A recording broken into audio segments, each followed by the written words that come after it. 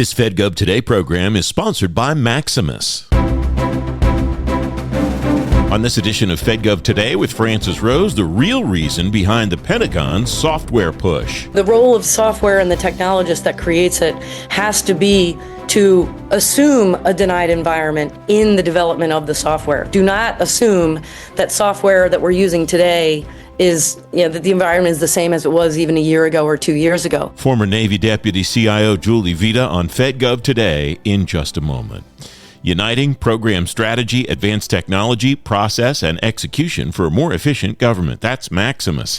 Every program, every service, every time. That's innovation forward. Learn more at maximus.com/federal. The Defense Department's software efforts focus on 3 goals now, according to George Lamb, Director of Cloud and Software Modernization in the Office of the DoD CIO. He told you on FedGov Today TV last week, those 3 things are modern software development, effective cloud deployment, and the culture to support both. Commander Juliana Vita, U.S. Navy retired, is former Deputy Chief Information Officer of the Navy. Julie, welcome. It's great to have you on the program. You have some unique characteristics that I think make you well qualified to answer my first question. But before I even ask the first question, remind me what you flew when you were in the Navy. That's important for this conversation. Welcome. Thanks, Francis. I started out flying the T-34. It's a single-engine plane everyone flies in flight school, but then became a helicopter pilot. And my platforms were the mighty CH-46 Sea Knight and the various versions of the H-60 Sea Hawk, which is similar to the Army's Black Hawk, which people are maybe more familiar with. That's important because it qualifies you, I think, not uniquely, but very interestingly, to explain why it's important for the Pentagon to focus on software to the degree that they are now, not just from a technology perspective, but why is it also important from a warfighting perspective, Julie? As things have matured, as technology has changed, as warfighting platforms have adapted to modern technologies, of course, there's more of an intersection of hardware with software. In fact, eventually, we will have hardware. We may not have as many humans in the loop, but software is certainly going to continue to play a central role to warfighters of all types, in the air, on the sea, under the sea, etc. And what's good is to see that the government policies and acquisition reform and leadership commitment are focusing more on the software piece than they have in the past. Because let's be honest, when you follow the money, the big defense primes have made their fortune and made their way in the world and provided a really important product largely through hardware. Ships, tanks, aircraft, submarines, etc. But that software piece now has just as much of a seat at the table, I'll say, in conversations with leaders in the Pentagon as the hardware. The hardware don't work without the software, And the warfighter cannot keep up with the software. They just need to know it works. It's hard enough to learn how to be a pilot and continue to be a good one and a safe one without also having to wonder, I wonder if my latest version of, software XYZ in my radio component is going to work today. So that software component being trusted, secure, and funded and supported by the Pentagon and military leadership is going to be more and more critical to warfighters every single day. I'll ask you the same question that I asked a technologist in the department probably 10 years ago, the first time I heard the reference that the F-35 is a flying piece of software. What does that mean for the person in the seat? Whatever the seat is in that hardware, what does that idea that you just described mean as far as the way the department should then develop the software and acquire the software and deliver it for that person who's in the seat to use it? Yeah. What that means for the person in the seat is they have to believe and trust and be shown time and time and time again that the software is reliable, that it works, that it will save their butt. There are probably backups, for example, navigation. When I was flying, the CH-46 did not have an electronic heads-up display. It was old gauges. We were in the cockpit using charts and markers and pens and writing on our knee board and all of that. That now is like a backup. You have the chart in case the nav goes down or it gets jammed or whatever. But that warfighter needs to be able to trust that the software is going to work. But back to my point about they're not software engineers. They're not IT people. They're pilots, and that's their expertise. So where that trust is built, though, is not only in the software in the cockpit working, but the overall government trusting industry to deliver something that works. There's been too much us versus them with the government versus industry in, thinking that industry is just out to make a buck and doesn't really care about the mission. Yes, they need to make money, but they do care about the mission.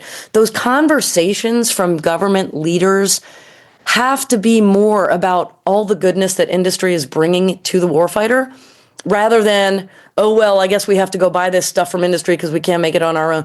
You get my point? Like, that trust relationship goes way outside of the cockpit.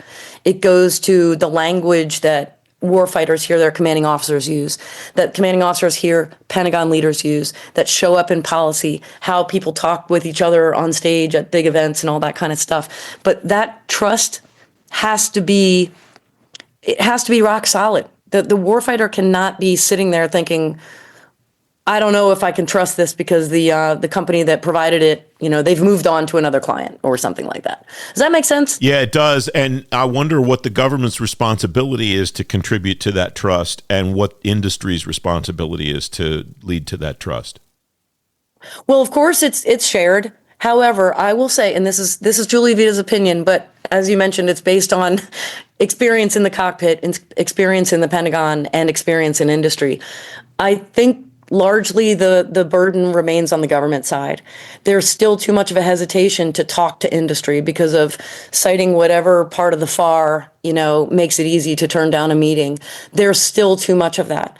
Without the warfighter perspective, the government perspective, industry can only do so much to incorporate their feedback into DevSecOps, agile software development.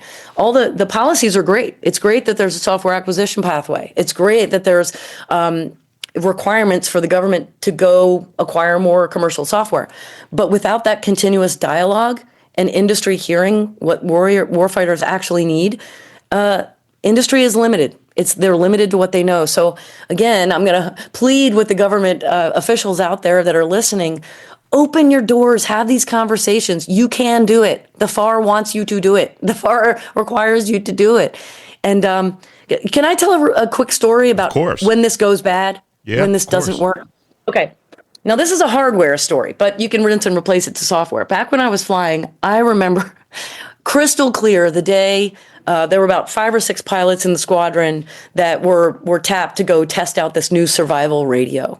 And this is the radio that we fly with in the pocket of our survival vest. So it's always there. If you get shot down, if you crash, if you end up in the water, this radio is the thing that you're going to use to get help. Well, the radio had already been built. This was in like a beta test, and we were getting to use it for the first time. Now, here we are walking around a parking lot, pretending we're in the water. And that's the scenario. And there's a flight surgeon there, and she was directing us in what to do. So she says, oh my gosh, simulation, you've crashed now. Get the radio out of your pocket and unscrew the cap so that you can let the antenna out so you can reach for a signal and get rescued. This radio, Francis, must have weighed 3 pounds. It must have taken 9 turns on that battery cap to just get it open, or the cap, so that we could get the antenna out. Now, that's fine when you're walking around in a parking lot, but we're cold, wet, and scared. We're supposed to be, maybe my leg is broken. Maybe I'm floating in the middle of the South China Sea and it's like stormy. And I'm supposed to unscrew this cap. It was ridiculous. And clearly, not enough pilots had been included in the development of the radio up to that point.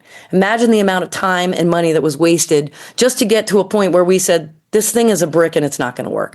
So that's the kind of interplay that has to happen not only early in the process, but continuously through the process for software, so that we don't get to that point with a pilot having a navigation, software update that's not current and they don't know where they're flying. Is this problem getting better or getting worse or neutral in your view, Julie? Well, I'm going to go with getting better because I've seen more dialogue between government and industry over the last 5 years than there was 10 years ago. Caveat, now enter AI and now enter quantum and now enter edge computing and all these things that we weren't even talking about back in those days. I think at best we're even because at least there's conversation, but geez, if the government and industry don't get better about talking with each other and sharing, they're quickly going to fall behind. We're quickly going to fall behind because technology just moves too fast. Yeah, one of the things that you mentioned in that statement that jumps out at me is I'm hearing more discussion, rightfully, I think, over the last maybe year and a half than I ever have before about operating in a DDIL environment, and that strikes me as particularly important the more and more and more reliant on software that the warfighter at the tip of the spear becomes. Yeah, absolutely. And I think what's like what you said, you're hearing more conversation about talking about DDIL. We're actually talking now about things that are scary and that Americans don't like to think about. Mm-hmm. They don't like to think about other countries actually having the upper hand on things. Right. We all know what nations those might be, and we have to talk about it and plan for a doomsday scenario that could happen truly at any moment.